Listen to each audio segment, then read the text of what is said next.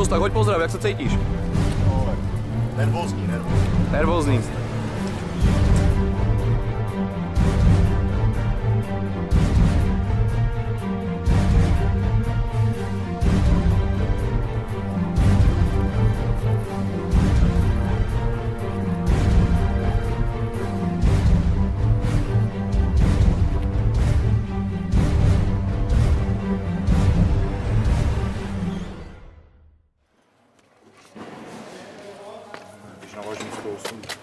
Asi vystačí. V pohodě? Máš neomezenou? Mám neomezenou, mi je to jedno. Co nám postav. No, bravo.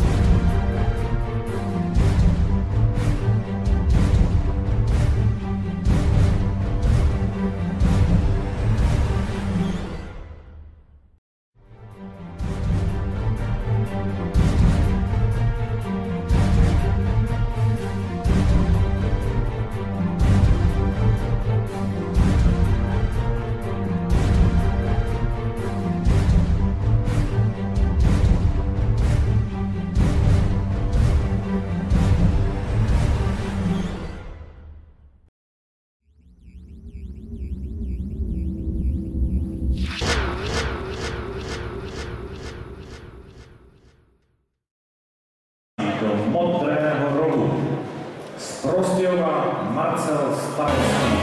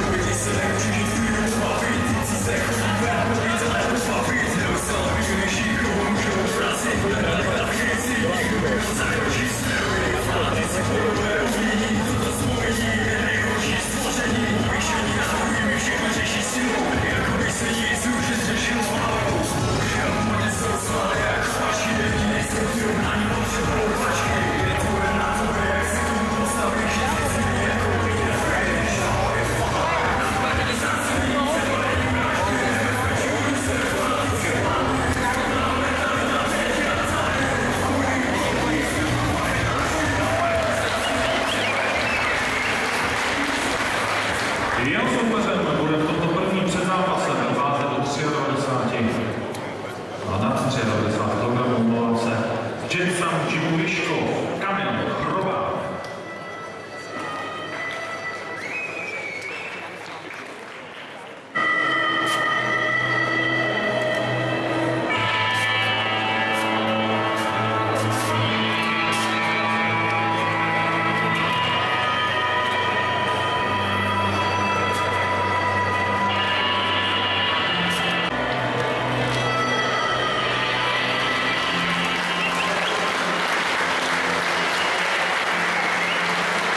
Představme se tady oba borce. Nejprve v modrém rohu, černé rukavice, modrá páska, 25 let, 192 cm a 112 kg. SKPV z Prostějov, asociace judo Piškov a Free for Fight Praha pod trenérem Pánem Ševeckým a Jiřím Tercmákem. Je to jeho první zápas MMA. Marcel Stavovský.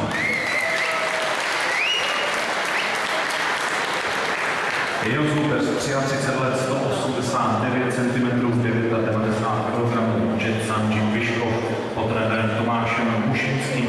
Jeden zápas a jedno vítězství v MMA, ale další zápasy v judu a v sambu. Zaviškov dnes večer Kamil Chrobák.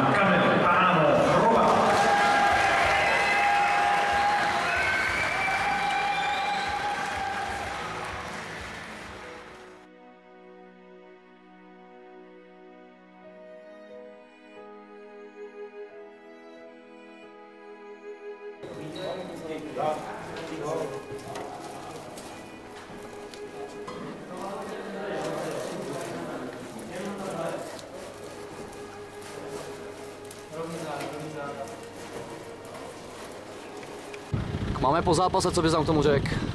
No, řekl bych jednu věc. Jsem podcenil přípravu, co se týče země. Hodně jsem podcenil přípravu na zemi a hlavně jsem podcenil to, že se připravuju na borce, co dobře pracuje na zemi a co má v tou zemi dobré zkušenosti. Prostě jsem na něho nastoupil jak do boxera a to se mi vlastně nevyplatilo. Shot takedown. Odnáším si z toho pozitivum, že hodně mě to motivovalo do budoucna. Budu na sobě víc makat a budu víc makat na zemi a budu víc rozvíjet prostě ty obecné věci, než abych se prostě jenom soustředil na to, co mi jde dobře. Super. Díky, čau.